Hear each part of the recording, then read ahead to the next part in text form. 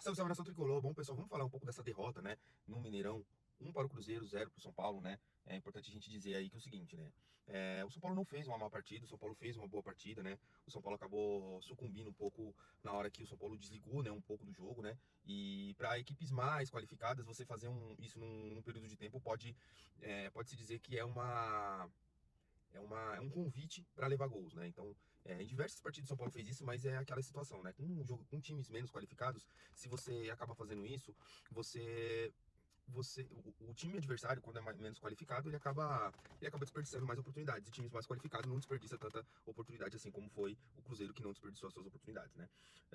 O primeiro tempo do São Paulo foi bom, né? O São Paulo jogou bem, ditou o ritmo do jogo, controlou o jogo, a la Crespo, né? E o segundo tempo o São Paulo voltou meio desligado, né? Até levar o gol. Depois que levou o gol, o Crespo, inclusive, demorou um pouco para fazer as trocas. Quando fez as trocas, o São Paulo deu uma melhorada, principalmente com o Dineno, né? Que teve uma oportunidade ali, né? E a gente pode ver, assim, com relação. Eu nem fico tão pé da vida com a. Claro que eu não gosto da derrota, mas quando você joga futebol para isso e a bola acaba não entrando, é uma outra questão, né? Eu acho que não dá pra gente criticar o São Paulo assim, tanto nessa partida, né? Tem alguns jogadores que a gente pode dizer, né? Que é o Patrick, que tá todo mundo falando, mas eu acho que falta um pouco de jogador também ali no terço final de campo, porque o São Paulo tá com a linha de frente inteira praticamente machucado, só tem um Luciano. E um atacante de área você não tem de fato, né? Aquele atacante que fica ali, mas ele é um atacante mais móvel, tudo igual o André Silva, a gente não tem. Então o Crespo ainda não conseguiu implementar o Dineno nesse esquema de jogo, né?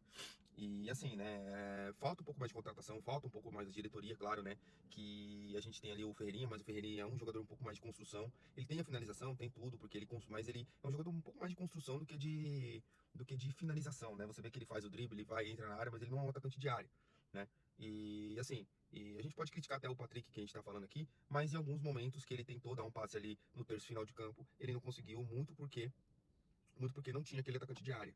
Então, assim, não é passando pano nem nada, eu acho que ele não é um bom jogador, ele já tem 3 anos de profissional e não se firmou, né? Então, assim, é jogador de base, é jogador de seleção de base, mas é um jogador ainda fraco tecnicamente, mas ele é o terceiro reserva, né? Numa fatalidade, a gente tava sem um Wendel que tava machucado e sem um Enzo que tava suspenso, né? A gente não pode ter 3 laterais também de bom nível, é muito difícil aí pela questão financeira do São Paulo, né?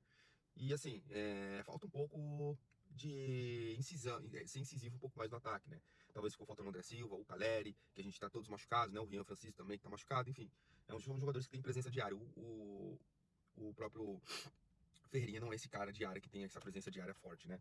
O Dineno talvez é o que vai entrar mais aí nas características, por mais que ele não seja um cara mais para jogar isolado, de cabeça de bola, assim como ele teve essa oportunidade que cabeçou em cima do Cássio, mas inclusive do Fabrício Bruno, mas é um cara que dificilmente aí eu acho que vai ser um titular absoluto quando todos estiverem 100%, tá bom? Então, pessoal, essa é a análise, deixa seu like, deixa seu comentário aí o que vocês acharam do jogo, tá bom? Forte abraço, vamos São Paulo.